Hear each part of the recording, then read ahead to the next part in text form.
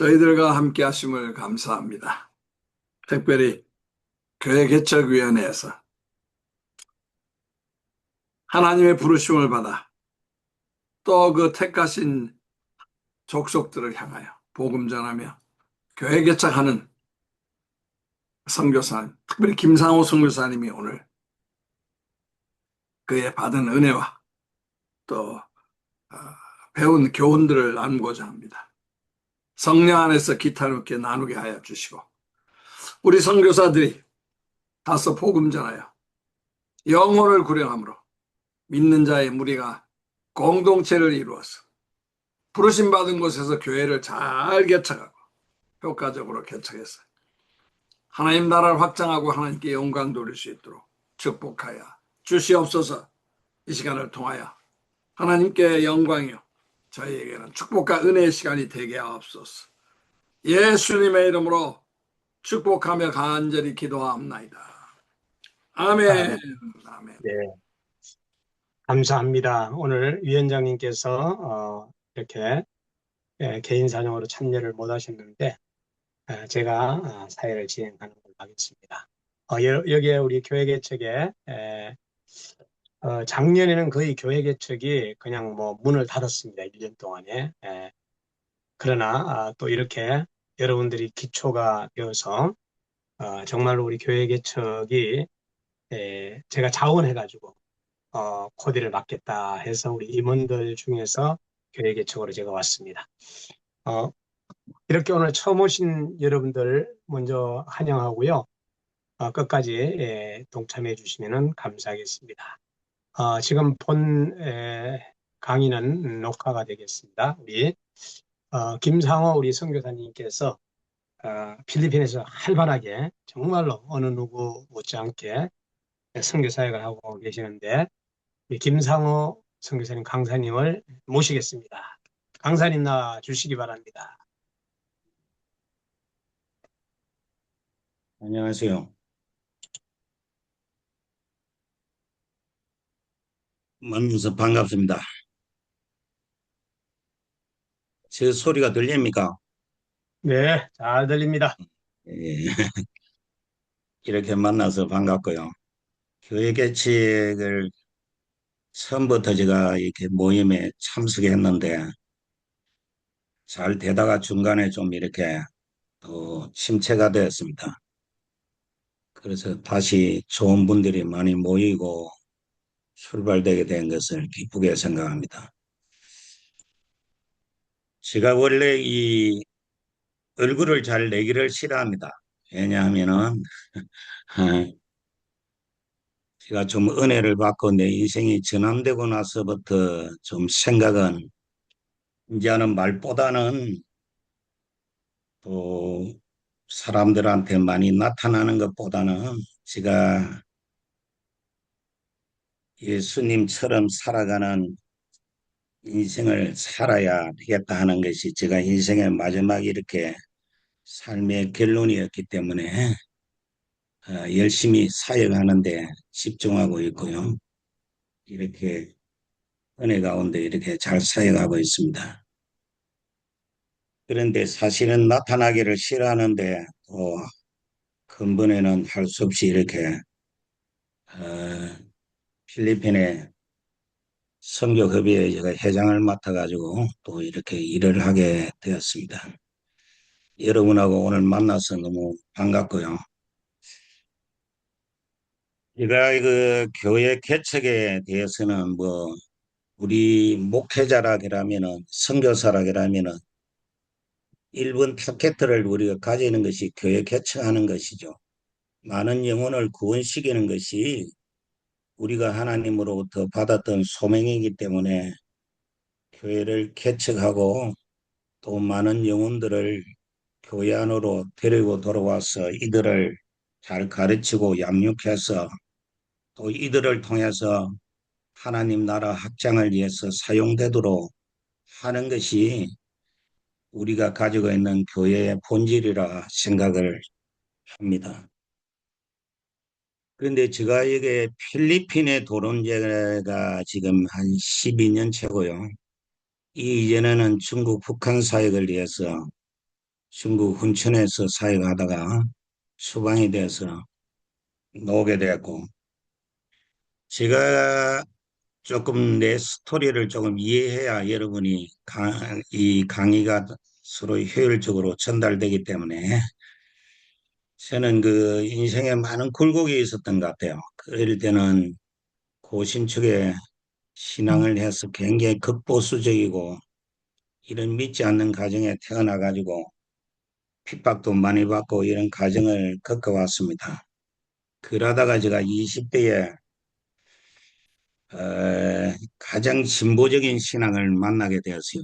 만나게 되어서 제가 공부를 하면서 해방신앙이나 민중신앙이나 뭐 이렇게 좀 적극적인 행동적인 신앙에 좀 관심을 가지게 되었고, 그러다가 보니까 자연스럽게 70년대, 80년대 학생운동, 재야운동에 제가 관심을 가지고 일을 하다가 88년에 민주화가 되고 나서 제가 이렇게 공부에 좀 집중하게 되었어요. 그렇게 하다가 박사학위를 받고 신학대학에서 교수 생활을 한 20년 한 것 같아요. 20년 하다가 제가 그 과정에서 굉장한 큰 변화를 받게 되었는데, 이것이 제가 산기도를 하다가 예수님을 만나게 되었고 다시 경험하게 되고 체험하게 되어서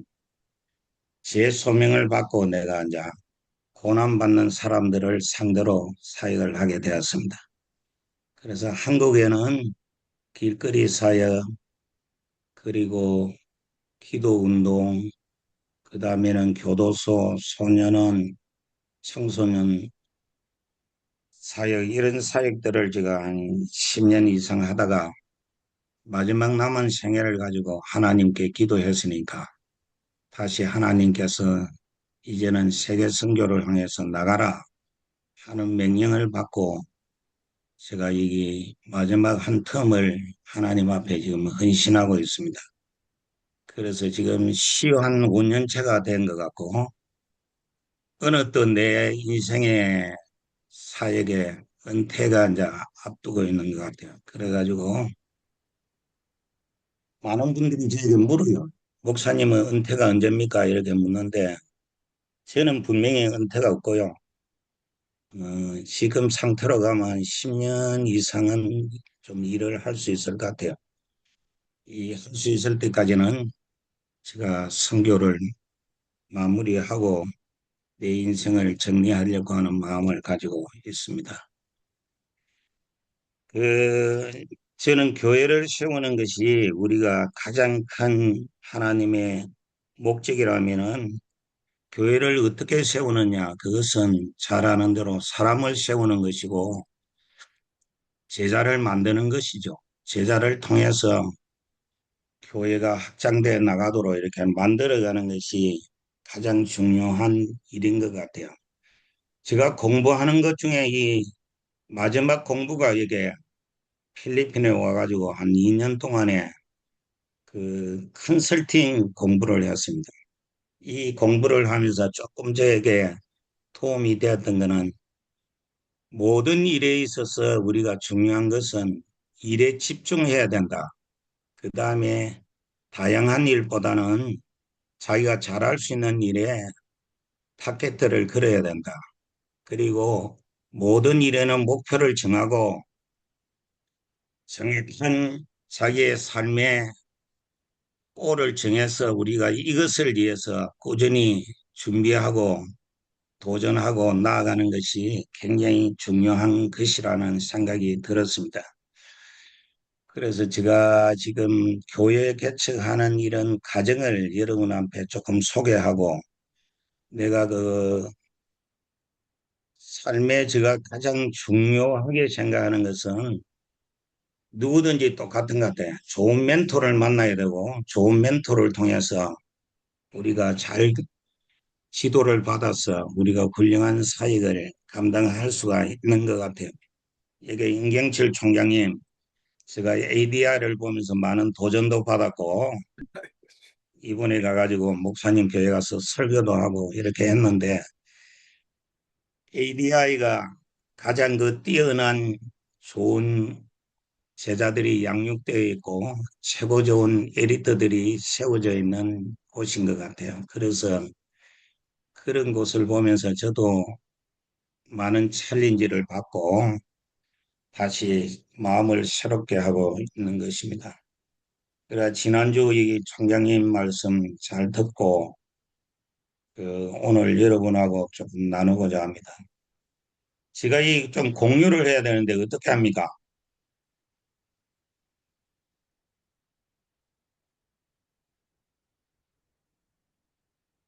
공유를 하면 어떻게 합니까?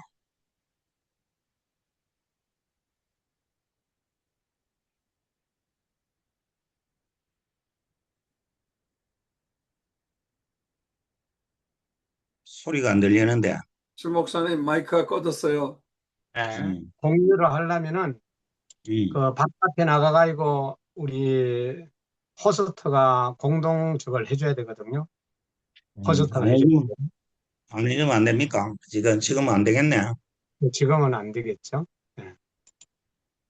더보기에서 화면 공유 한번 눌러보시고 실행해 보시겠습니까? 안 되면 호스트에서 해야 네. 되고요. 그게 되면 됩니다. 한번 해봐요, 진짜. 거기서. 예, 공유를 예. 한번. 더보기에서 무엇을 눌립니까? 화면 공유요. 화면 공유.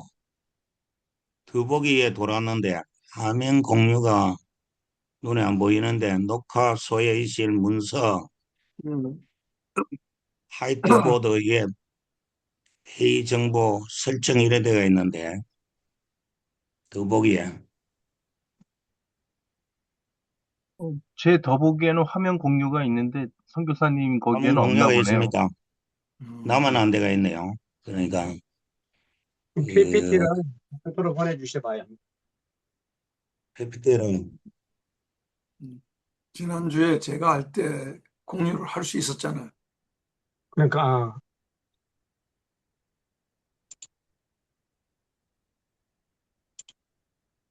그럼 유승도 선교사한테 연락을 해야 되나? 아니요, 저 누구냐 하면은,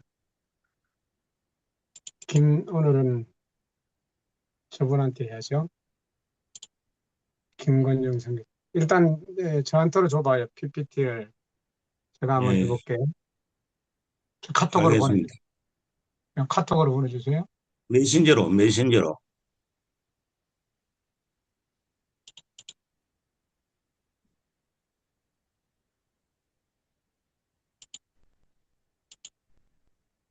톡으로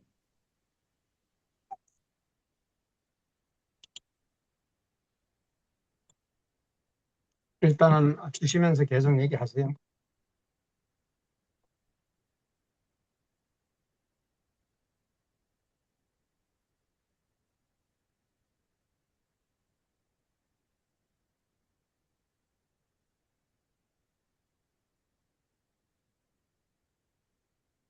어, 카톡으로 주실 수 없나요?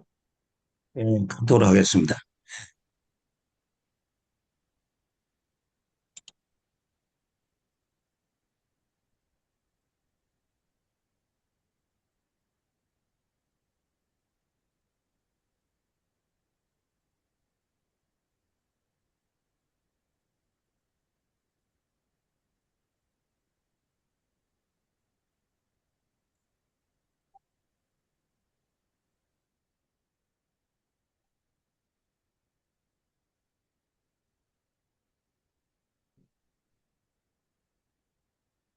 톡으로 카톡으로 갔습니다. 아직 안 왔어요.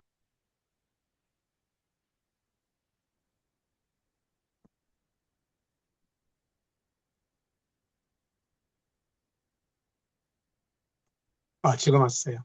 잠깐만요.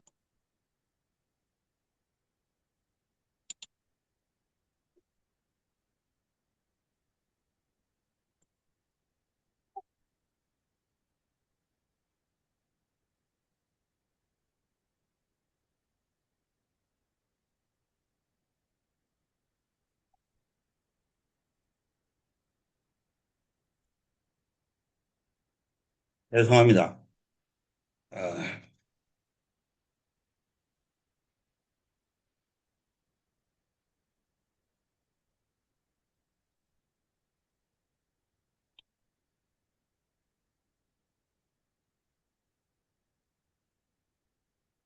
네, 말씀하세요. 네. 저는 일찍이 내 영원한 멘토는 그 사도 바울이었습니다. 그래서 바울에 대해서 평생을 고민하고 평생을 공부하고 같이 생각했던 중심이어서 바울이 내 삶의 가장 이 모델이 되고 내 삶의 중심이 되어 왔습니다. 그래서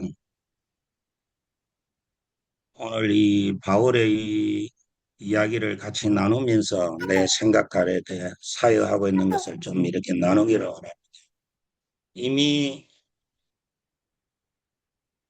디모데후서 2장 1절에 보면은 이미 1절, 2절 총장님이 지난주에 많이 이야기했는데 하나님은 충성된 사람들을 통해서 복음을 전하고 또 다른 사람을 가르쳐서 세워가는 이 일이 하나님의 일에 있어서 제자 양육의 핵심인데 그 핵심에 대해서는 3절 이후에 군림같이 그 다음에 경주하는 마라토너 같이 그 다음에 농부처럼 이 세 가지의 중심을 가지고 사역을 해라 하는 명령입니다.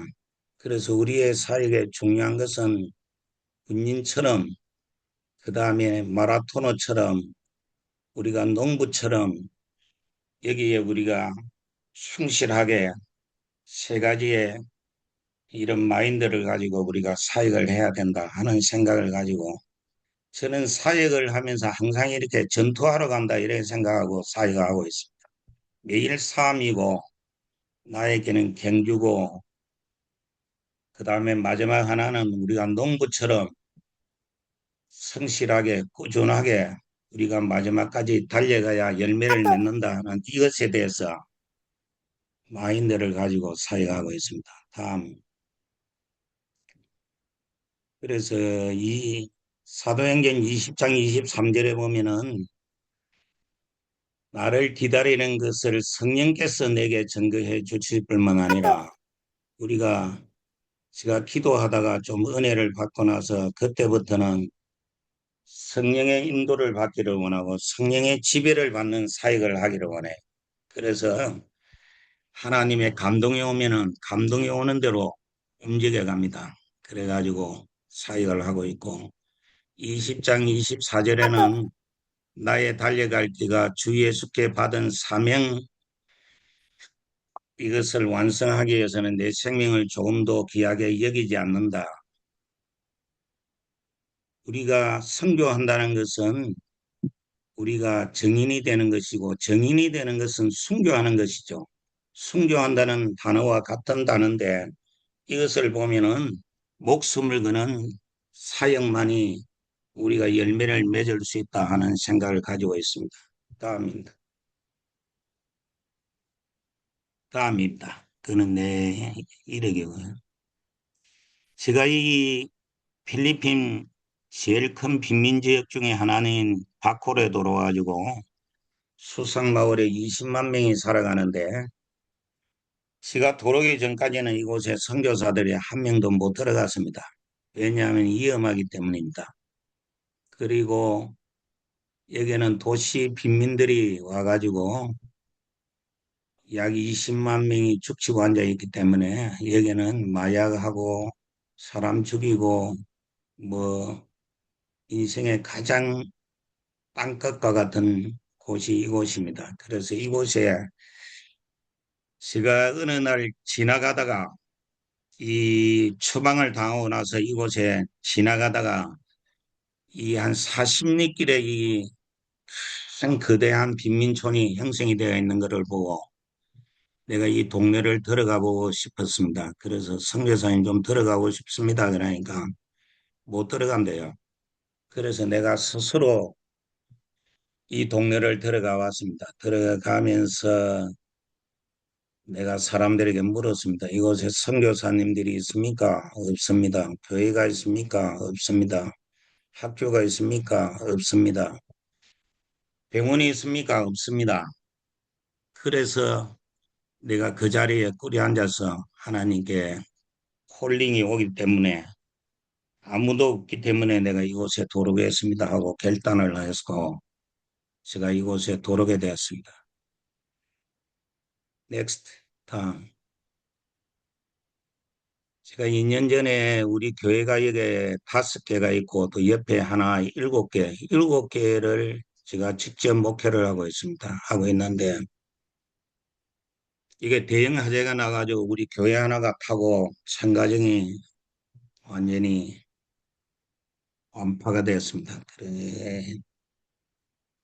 그 다음에는 코비드 시대는 내가 이제 방역을 하면서 2년 반 동안에 이곳에 나가지를 않고 이들과 함께 있으면서 예배를 한 주도 빠지지 않고 2,500명씩 예배를 드려왔습니다. 이 동네는 길거리 가면 전부 다 15, 16살이 되면 다 임신해가지고 애들이 있습니다. 넥스트. 다음. 길거리에는 전부 다 쓰레기를 줍고 있는 애들이고, 그리고 코비드 19에는 제가 매주 650 가정에게 3kg씩 살을 주었습니다. 이렇게 주었는데, 한 500톤을 주었거든요. 다음에는 한 40만 개, 마스크 한 15만 개, 이렇게 해서 예배를 드리면서 제가 이 당뇨가 있는데도 불구하고 제가 이곳을 떠나지 않고 예배를 사수하고 지켰습니다. 아니, 고발도 당하고 그렇게 했죠. 이곳에 돌아왔는데 하나님이 나에게 준 꿈은 이 항무지에 백합 앞에는 하나님의 나라를 건설해라는 명령입니다. 그래서 이것을 가지고 열심히 달려왔습니다. 예, 넥스트. 그래서 충성된 사람에게 부탁하라. 사명에 대해서 철저하게 우리가 생명을 다해서 달려가는 거죠. 다음에 사도 바울의 선교사로서의 사명은 소명에 죽고 소명에 사는 인생을 살았고 하나님의 말씀을 체험을 통해서 증명해주는 행동하는 선교사였습니다. 하나님의 전적인 신뢰, 자신의 삶의 명확한 방향성, 하나님 나라의 확장과 교회 세우기, 철저한 성도의 양육, 거침없는 믿음의 행동, 신앙의 야성의 소유자, 이것이 바울에게 우리가 좀 배울 수 있는 부분인 것 같아요. 예, next. 바울의 신앙에 있어서 중요한 과제는 탁월한 신앙의 소명과 열정이 사도 바울에게는 있었습니다. 그런 철저한 콜링과 패션, 하나님에 대해서 철저한 부름에 대해서 전적으로 순종했던 삶을 살았습니다. 사도 바울의 큰 변화는 여러분이 뭐 잘 아는 대로 다메섹을 체험하고 나서 이 주님을 만나고 나서 인생이 180도로 변화된 삶을 살았죠. 비할 수 없는 고난 중에도 그 소명에 대해서 충성스럽게 감당을 했습니다. 그는 사도행전 9장 15절에 택한 나의 그릇이라고 이야기했죠. 오직 하나님의 은혜의 복음을 증언하는 일에 의해서 온전히 달려갔다. 마지막 순간을 위해서 로마에 왔을 때조차도 바울은 또 스페인을 향해서 갈 준비를 하는 것을 보면은 거침없고 끝없는 선교를 향해서 달려갔던 바울의 탁월한 신앙의 소명과 열정을 우리는 볼 수가 있습니다. 예. 두 번째 바울에게 우리가 볼 수 있는 것은 영적인 성숙입니다. 그는 밤의 세계 예수를 만나는 경험을 했습니다. 체험을 했습니다. 많은 제가 신학교에 한 20년 이상을 사역을 하고 교수 생활을 했기 때문에 많은 신학생들을 물어보면은 우리가 이런 소명에 대해서 많은 이야기를 하지만은 결국은 세상에 가서 부딪히고 어려움을 당하고 나면은 다 이렇게 이상한 쪽으로 흘러가는 것을 많이 보게 됩니다. 바울은 이전 것은 지나갔으니 새 것이 되었고 그리스도를 만나고 나서 옛 사람은 죽고 새 사람으로 탄생해서 세계적인 대전도자로 탄생을 했고 초대교회 위대한 신학교로 세워졌습니다. 그런 성령 사역의 굉장한 중요한 이슈를 이야기하고 있습니다. 사도행전 1장 8절에 보면은 성령이 너에게 임하면 너희가 권능을 받고 마지막 증인이 되라고 하는 이 연결점이 분명히 있습니다. 성령의 능력을 받고 사역을 하고 우리는 증인되는 삶을 살아야 된다. 사도행전 19장 2절에서 7절에 보면은 성령이 아시아에 복음을 전하지 못하게 하였거늘 그는 밤에 한 상을 보고 콜링을 받아서 그런 마게도니아를 넘어가게 되는 광경도 보게 되고 우리가 이 천상의 체험도 영적인 체험을 많이 했습니다. 삼층천에 올라가 보기도 하고 이런 영적인 자기의 체험만큼 영적인 힘만큼 우리는 선교할 수 있다 하는 생각이 듭니다. 세 번째, 사역은 팀워크이고 네트워킹 선교입니다. 로마서 16장에 보면은 사도 바울은 자기를 위해서 수고한 사람들에 대해서 나열하고 있는데요. 한 40명을 우리가 나열되어 있습니다. 사도 바울은 혼자 선교한 것이 아니고 철저한 동역자들과 전문인들과 네트워킹하면서 사역을 이루어가서 세계에서 가장 위대한 선교를 감당할 수 있었던 거예요. 바울은 타인의 자신을 격려하고 기운을 북돋아주는 사명. 바울은 근임한 우리가 종의 모습을 가지고 철저하게 살았던 거예요. 그래서 우리가 이 많은 사람들이 좀 선교에 대해서 우리가 좀 이렇게 생각해야 될 부분은 제가 이 필리핀의 많은 선교사들을 이렇게 만나고 경험하는 것을 보면은 많은 분들이 혼자 하려고 그래요. 혼자. 자기의 왕궁을 지어가려고 그러는 것 같아요. 이것이 아니고 전문적인 사람들과 이렇게 만남으로 서로 선교를 연결해 나가는 네트워킹 선교만이 살 수가 있는 거예요. 바울은 얼마나 좋은 옆에 인재들을 주고 있었습니까? 브리스게와 아골라는 자기의 생명을 바쳐서 바울을 뒷받침했던 사람도 있고요. 그리고 누구 같은 사람도 있고 자기 몸을 돌봐주는 사람도 있고 한 사람 한 사람들이 이런 자기의 역할이 연결이 돼서 선교가 이루어진다고 하는 이야기예요. 제가 코비드 시대에 한 해에 교회를 8개를 개척하고 지었어요. 그러니까 선교사들이 전부 다 내보기라더라고. 거짓말 한다는 거 하나고 두 번째는 목사님 말도 안 되는 이야기를 왜 하느냐고. 나는 5년이 돼도 교회 하나를 개척하고 세우기가 힘드는데 이렇게 이야기를 하는 이야기를 많이 들었습니다. 그것은 흔차히 하려고 하니까 그런 것 같아요. 필리핀 사람들이 나의 동역자고요. 그 다음에 나의 많은 사역자들이 나의 동역자들이기 때문에 이들과 함께 협력하면은 얼마든지 교회를 개척해 나갈 수 있는 역할을 감당할 수가 있는 것 같습니다. 그래서 연합은 성서의 핵심입니다. 그리고 창조의 완성은 연합입니다. 삼위일체의 신앙에서 우리는 볼 수가 있는 거죠. 예수님의 기도의 핵심도 협력은 선교사들의 협력을 통해서 우리가 전문적인 은사대로 사역이 되어가고 함께 기도하고 함께 파워를 얻어서 성령의 역사를 통해서 이루어가는 사역을 이루었던 거예요.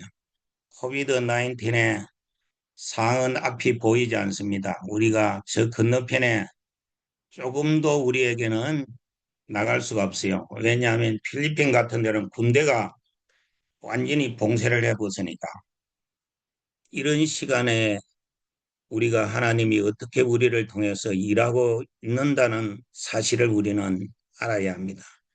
선교는 내가 하는 것이 아니고 하나님이 하는 것이고 하나님이 준비하셨고 하나님이 이루어 가시는 겁니다. 우리는 동력자입니다. 동력자인 동시에 많은 사람들과 협력하면서 함께 우리가 이루어가는 아름다운 이런 선교의 팀워크가 필요하고요. 서로 네트워킹이 서로 연결돼가는 선교를 이루어갈 때 여러분 놀라운 기적의 사역이 이루어질 수가 있습니다. 디모데후서 4장 7절에 나는 선한 싸움을 싸우고 달려갈 길을 마치고 믿음을 지켰으니 주님이 우리에게 의의 면류관을 준비하셨다. 사도 바울의 마지막 인생의 고백이었죠. 예, 다음입니다. 결론은 앞쪽에 한 선교로 달려가는 길은 어려운 장애물도 많습니다. 사탄과 사람들의 해방과 굶주림과 메마름도 있습니다. 이 믿음의 길, 선교의 길은 가기가 힘든 길입니다. 주님이 함께 하시지 않으면 갈 수 없는 길입니다. 주님이 능력 주지 않으면 갈 수 없는 길입니다. 끝까지 복음의 사명을 안고 달려가는 다만이 면류관을 받게 될 것입니다. 이 면류관을 보면서 바울은 기뻐하고 있는 것입니다. 끝까지 견디는 자가 구원을 얻습니다. 다음입니다.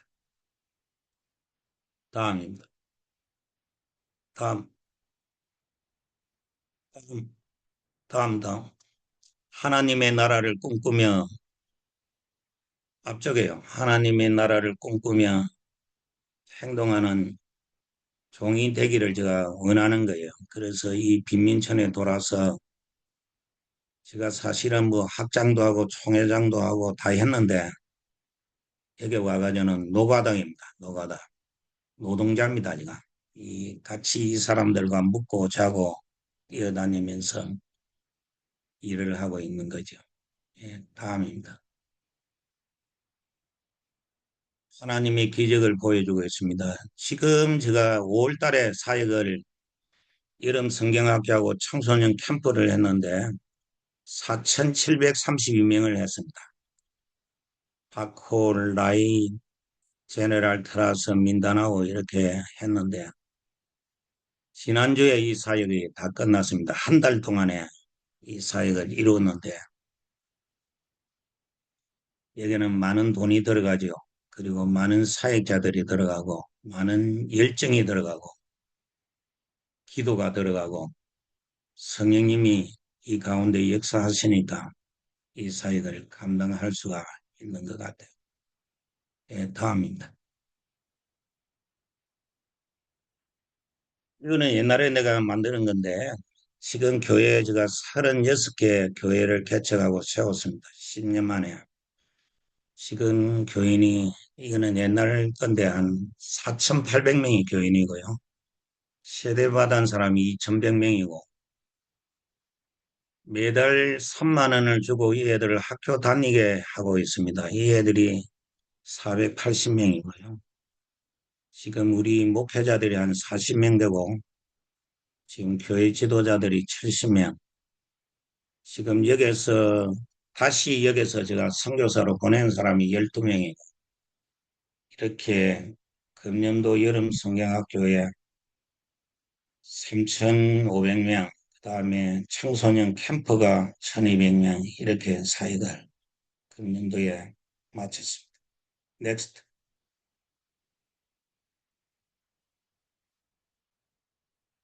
코비드-19에 제가 이게 우리 선교부가 제가 이렇게 허락해 준 게 좋은 게 하나 있습니다. 저는 3개월에 한 번 한국에 나갑니다. 나가서 당뇨가 있으니까 진료를 받고 약을 먹을 수 있도록 이렇게 해주는데 이 코비드 시대에 제가 2년 반 동안에 이곳에 있는 사람들이 모두가 하루벌이가 하루 먹는 사람들인데 다 죽어가고 있더라고요. 그런데 이 광경을 쳐다보면서 내 살렵고 한국에 도망가기는 도저히 불가능했습니다. 그래서 무릎을 꿇고 제가 기도하면서 이에게는 뭐 방역을 해주는 사람도 없고 검사해주는 사람도 한 명도 없고 이 안에 들어오는 사람도 한 명도 없으니까 이들과 예배를 드린다는 것은 어떻게 보면 죽는다는 것과 같은 말인데 제가 한 주도 빠지지 않고 2,500명이 매주 예배를 드리고 650 가정에게 쌀을 3kg씩 라면하고 먹을 거를 이렇게 나눠주었습니다. 그리고 하나님과 제가 약속을 했어요. 제가 이게 한국을 철수 안 한다는 것은 굉장히 어려운 일인데 우리 선교부가 철수 명령을 내렸어요. 그런데 제가 철수할 수 없다 이렇게 이야기하고 무릎을 꿇고 기도하기로는 내가 이 사람들하고 같이 죽기를 원합니다. 그 대신 하나님이 나에게 해줄 수 있는 일은 이 사람들이 굶어서 죽었다는 소리는 듣지 않게 해주십시오.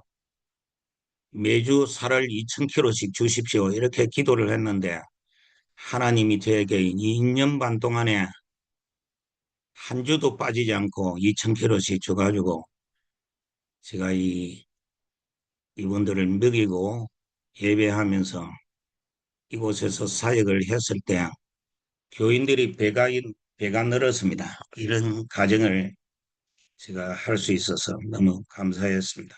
다음입니다. 어제는 한 가정을 이렇게 방문했는데 이게 어제 거예요. 이 가정에는 남편은 마약을 하고 여자는 정신이 이상자입니다. 정신이 약은 돌아버리죠. 자기 나이가 몇 살인지도 모르고 이런 분인데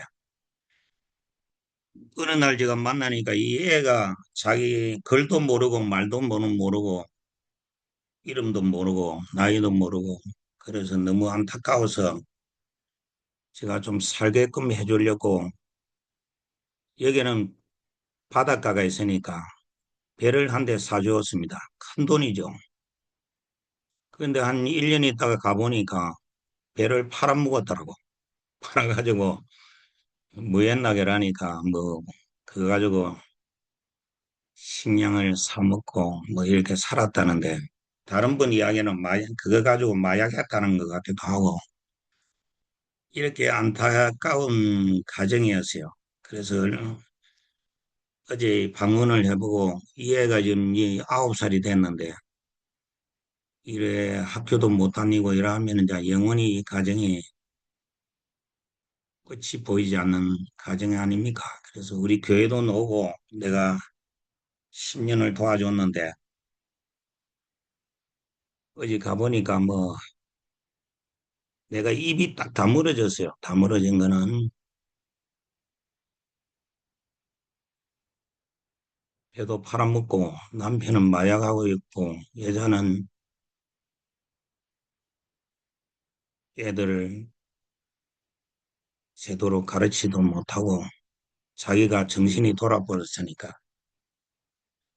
그래서 참 이게 돌아 섣불 가게라다가 스님이라면은 어떻게 할까 이렇게 고민을 하게 된 거죠. 그래서 이 애를 학교로 보내려고 하니까 뭐 출생신고도 없고 뭐 족보도 없고 엄마도 몇 살인지도 모르고 이러니까 또 학교를 보내기가 굉장히 또 어렵게 되죠. 그래서 내가 최선을 다해서 한번 해봐야 겠다. 이 애를 지금 헤어나지 못하면 이 가정은 영원히 끝장이 난다는 생각을 가지고 제가 우리 사역자한테 이 모욕을 시키고 옷을 갈아입히고 교복을 입히고 이 동사무소하고 학교하고 의논을 해가지고 입학을 시키도록 이렇게 시작을 하고 있습니다.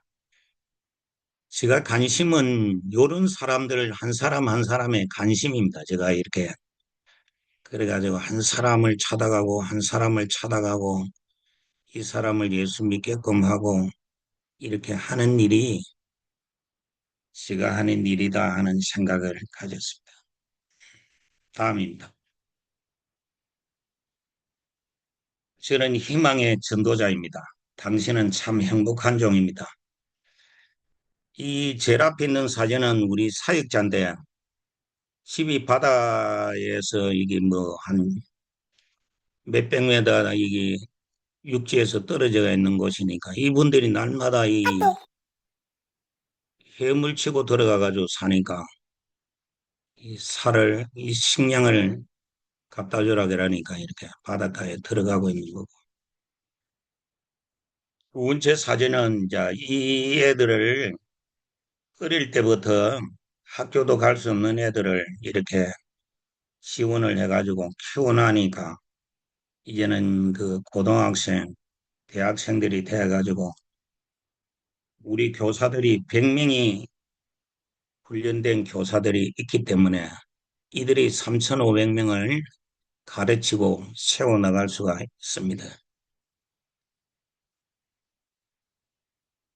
그러면 이 물고기를 잡아가지고 어떤 분이 물고기 한 마리를 이렇게 구워가지고 사도행전 21장 같이 예수님이 물고기를 구워가지고 베드로에게 주는 것 같이 내한테 한 마리 갖다 주는데 제가 이것을 먹으면서 참 행복하다는 이런 생각을 느꼈습니다.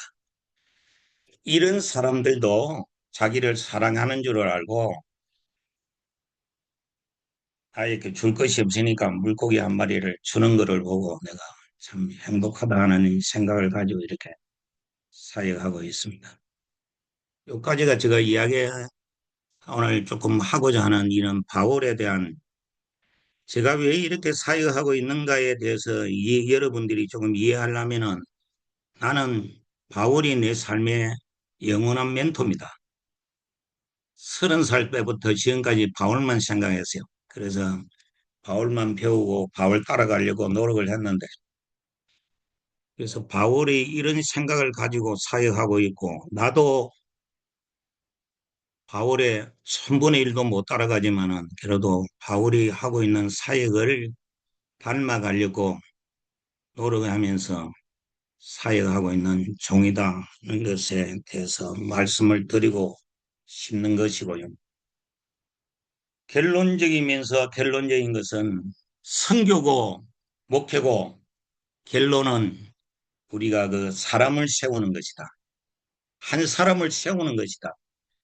이 사람을 통해서 우리는 또 다른 사람을 세워서 교회를 세우고 일을 해 나갈 수가 있다는 이것에 대한 교훈과 진리가 저를 갖다가 오늘 이렇게 만들어가고 있고 저는 사도행전의 역사를 하나 이렇게 보면서 나도 그런 하나의 주류가 되고 싶다 하는 마음을 가지고 사역을 하고 있는 사람입니다. 제가 한 가지 이야기 해주면 재미나는 것 같아요. 제가 12년 전에 여기 무조건 보따리 2개 들고 이렇게 돌아왔는데 그러면 목사님은 아무도 없는데 어떻게 교회 개척했느냐. 그래 이 동네를 들어가니까 사람들이 전부 다 문신한 사람들, 뿔뚝뿔뚝한 사람들, 이 동네는 이방인들이 못 돌으니까요. 제가 돌아오니까 막 저다가 쳐다보는 거예요. 좀 겁이 나더라고요. 내 같은 사람도. 그런데 내가 시작한 것 첫 번째가 농구장에다가 애들을 불러 모아가지고 통역하는 이런 조그마한 대학생이 있었는데 이 애가 통역을 해주고 복음을 전하기 시작했고 우리 집 사람은 샌드위치를 만들어 가지고 애들한테 이렇게 나눠주면서 시작을 했어요. 그 땡빛에 40m 되는 땡빛에서 이거를 전하고 있으니까 어떤 분이 지나가다가 나를 부르더라고요. 혼내더라고. 애들 그 땡빛에다가 세워놓으면 애들 쓰러진다고. 나는 그런 것도 몰랐습니다. 그래가지고 일을 하고 있으니까 이분이 불쌍한지, 야, 우리 집 나무가 있으니까 나무 밑에 와서 교회를 해라 그러는 거예요. 그래서 그 옮겼는데, 그게 내가 첫 교회입니다. 믿음 교회인데, 나무가 얼마나 큰지 200명이 들어가더라고요. 200명. 그 나무 밑에 세운 교회가 믿음 교회고, 그래서 그 다음에 이거를 하고 있으니까 어떤 분이 와가지고 자기가 그 빈 창고가 있는데 여기 와서 교회를 하시라 그러더라고. 그래서 그게 두 번째 가가지고 세운 것이 제가 호프처지고요. 세 번째는 저 멀리 가보니까 애들이 많이 모여가 있는데 보니까 농구장이 하나 있더라고. 그래서 이 농구장에서 교회를 세웠는데 이 세 번째 교회입니다. 그리고 또 한 지역을 가보니까 그 큰 물탱크가 있는데 그게 나무 그늘이 있더라고. 그게 뭐 거기서 애들을 불러 모아가지고 교회를 세웠는데 이것이 네 번째 교회입니다. 다섯 번째 교회는 바닷가에 가보니까 애들이 한 100명, 200명이 모여가 있는 거예요. 그래서 여기에 교회를 세워야 되겠다. 여기서 이게 마지막 다섯 번째 교회가 세워지고 제가 교회를 세우는 방법은 무조건 이들이 복음이 필요한 곳에 가서 건물이 있든지 없든지 복음을 전하는 것이 제가 하는 일이고요. 두 번째는 이 교회들이 그 다음에는 사람들이 모여들면은 여기에다 건물을 세우는 것이고 지금은 이제 건물이 크게 써가지고 있죠. 한 교회마다 지금 500명씩 이렇게 모여 있는데 이렇게 교회를 세우는 일은 어려운 일이 아니고요. 우리가 성경에 있는 대로 따라가면 돼요. 그 다음에 성령의 인도함을 받으면 되는 거예요. 그래서 저는 교회 세우는 게 너무 나에게는 쉬운 일이에요. 그러니까 가는 곳마다 사람이 모이면은 복음을 전해야 되고 전하면은 건물이 필요하면 그 다음 단계에 이제 건물을 지어주고 이런 단계로 교회를 세워가지고 지금은 여기 7교회가 제가 이 담임 목사고 그 다음에는 주일날은 7교회가 돌아가면서 예배를 드리고 있고요. 그 다음에는 전국에 필요로 한 곳마다 제가 민다나오에 교회를 17개를 세우고 지어놨습니다. 그리고 센터를 짓고 했는데 매일 비행기 타고 다니고 여기 가고 저기 가고 그러니까 제가 바울이 나에게 가르쳐 준 이것은 거침없어야 됩니다.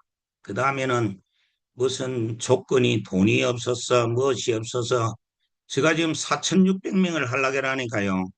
여름 성경학교 들어가려면 돈 4천만 원 들어가요. 4천만 원. 그러니까 4천만 원이 내한테 어디 있어요? 그런데 먼저 하나님이 부르면은 그 꼴을 향해서 나가야 되고 그 다음에 지도자들과 모아서 훈련을 시켜야 되고 세 번째는 내가 돈이 없다. 그러니까 우리가 이거를 잡고 기도하자. 그런데 이번에 큰 기적을 하나 주었는데 전혀 모르는 분이 이름도 밝히지 않고 큰 돈을 나한테 하나 보냈더라고요. 그래서 하나님이 다 하고 있구나 하는 것을 느끼고 그렇게 감사하고 사역을 감당하고 있습니다. 저 지금 마지막 골은 지금 제가 이 금년도 이제 정년퇴직 아닙니까? 정상적으로 하면은. 그런데